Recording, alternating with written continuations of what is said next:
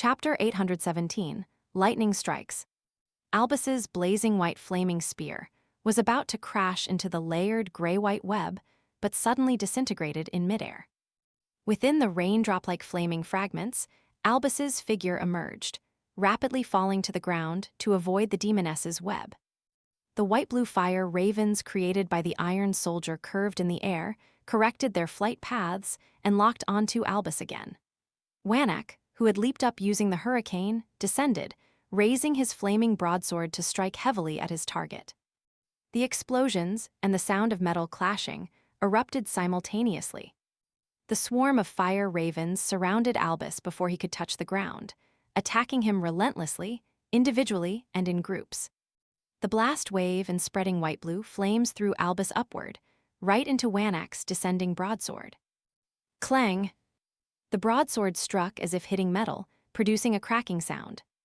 The resulting force slammed Albus to the ground from a height of 2 or 3 meters. Boom!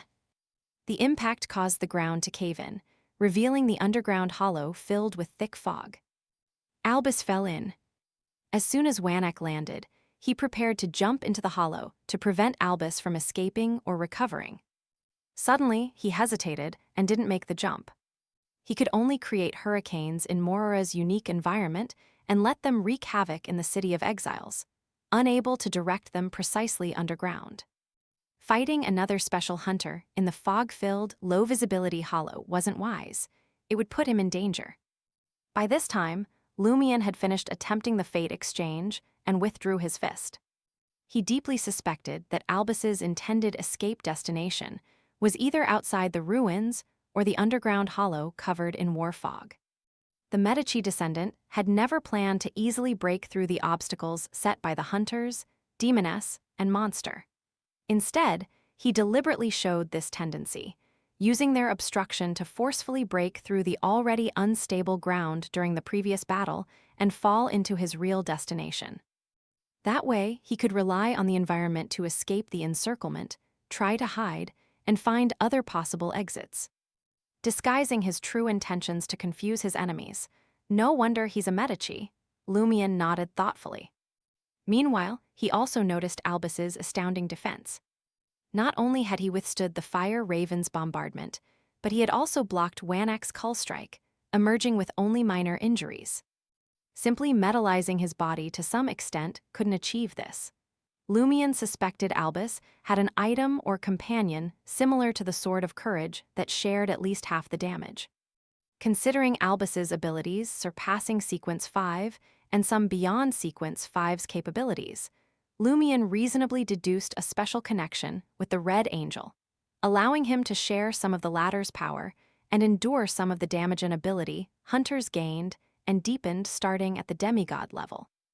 If not for being in Morora, the land sealing 001, Lumion believed Albus could have borrowed true demigod power, not facing so many limitations.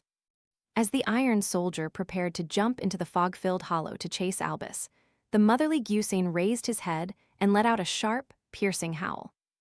Lumion and Wanak's minds buzzed simultaneously, their thoughts shattered, life force rapidly draining, causing weakness in the very depths of their souls. Cracked. In the darkness at the edge of the district, a mirror shattered on the ground, revealing Julie's figure. In the next second, Gusane fixed his gaze on Lumion, completely ignoring Wanak and Julie. He caressed his increasingly swollen belly, his blue eyes turning vicious. Under his will, the near-sequence 4 Iron Soldier abandoned the pursuit of Albus, turning to target Lumion. Seeing this, Lumion, enduring the throbbing headache and buzzing in his ears, smiled and waved at Gusane and the Iron Soldier. His figure then disappeared, leaving Gusane and the Iron Soldier to Wanak and Julie. Bye-bye. Lumion teleported to the entrance of the Church of Knowledge, just as 2 teams of black-robed enforcers rushed out. He walked into the cathedral, found a corner, and sat on the floor, pulling out a borrowed book from the traveler's bag, leaning against the brass bookshelf and began studying. He was concerned that the child Gusane carried might pose a significant threat and target him, so he sought the Knowledge Cathedral's protection. I'm studying so diligently, shouldn't you show some appreciation, Church of Knowledge? In the ruins of the mostly collapsed buildings, Wanak noticed Gusain's belly had swollen even more, looking increasingly like a woman about to give birth. The belly started writhing, as if something inside was trying to break free. Wanak's gaze froze, immediately raising his hands and head towards the cloudy sky. Dark clouds gathered quickly, and Mora's weather changed again. Silver lightning snakes darted through the clouds, converging into a tree-like lightning bolt as thick as a bucket, striking down. The terrifying lightning targeted Gusain and the baby inside him. Gusain vanished, hiding in a ghostly wasteland. But the silver giant python pursued him relentlessly, piercing through the void, striking his belly with unavoidable speed. Bang! The thunderclap woke the city's exiles. The wasteland shattered like a mirror, revealing Gusain's blackened belly, emitting a burnt smell as he reappeared in the ruins. Thud, a charred lump of flesh fell from his belly, struggled briefly, and then lay still. Gusain froze, life force completely drained, and collapsed. His flesh rapidly shriveled, turning him into a charred mummy, with large blood-colored blisters appearing on his body. Another bolt of lightning, formed by countless silver snakes, struck the blistering Gusain. Boom! Gusain twitched a few times and died completely. "Mom!" the Iron Soldier cried, running to Gusain, crouching down and picking him up. Julie seized the opportunity, reflecting the Iron Soldier in her mirror and covering it with demoness black flames. The Iron Soldier was instantly engulfed in black flames, burning from the inside out. It stood up, wielding its white flaming spear, and charged at Wanak and Julie in a frenzy. For a while, fireballs, fire ravens, mirror fragments, burning white spears, and burning rain appeared continuously, with explosions echoing nonstop.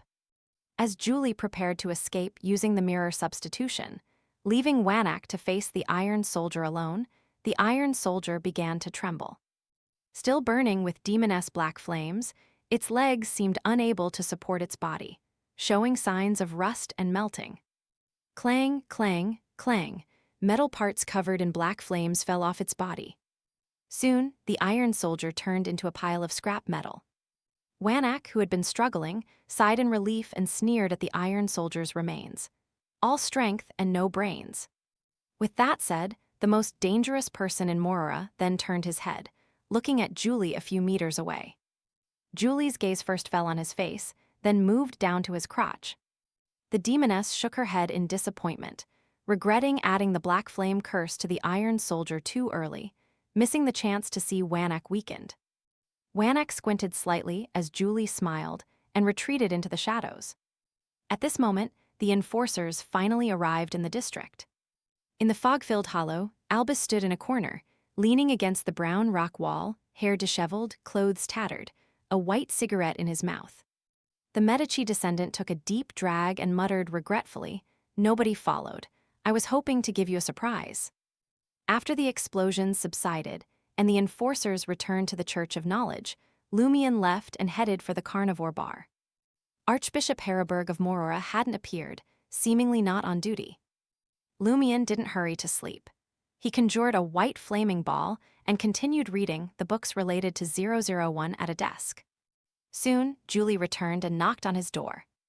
Lumion, suspending the white flaming ball, opened the shabby wooden door, seeing the neighboring demoness with moist eyes and flushed cheeks, as if she had just finished some R21 activity. She held a blood-colored object frozen in ice. "Wanex?" Lumion asked with a smile. Julie sighed and shook her head. "No, I didn't get the chance." She then accused Lumion, which was her reason for knocking in the middle of the night. "Why did you leave early? Together, we could have cut off Wanek's thing." "If I hadn't left, something you wouldn't want to see might have happened," Lumion chuckled. "I'm in a partnership with Wanek." "Pewee," Julie scoffed in disbelief. She turned and walked towards her room. After a few steps, she turned back, smiling slyly at Lumion.